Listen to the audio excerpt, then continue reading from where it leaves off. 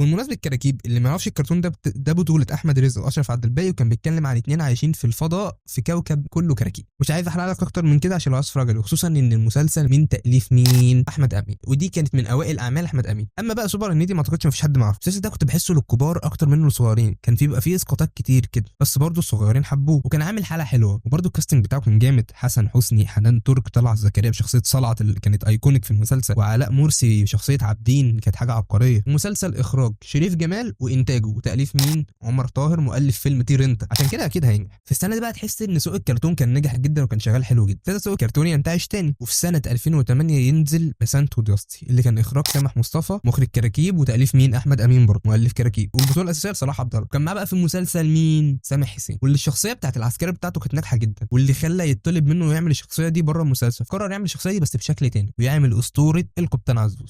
القبطان عزوز ياكل القرش لما يعوز، دايس في البحر وقسطا رايح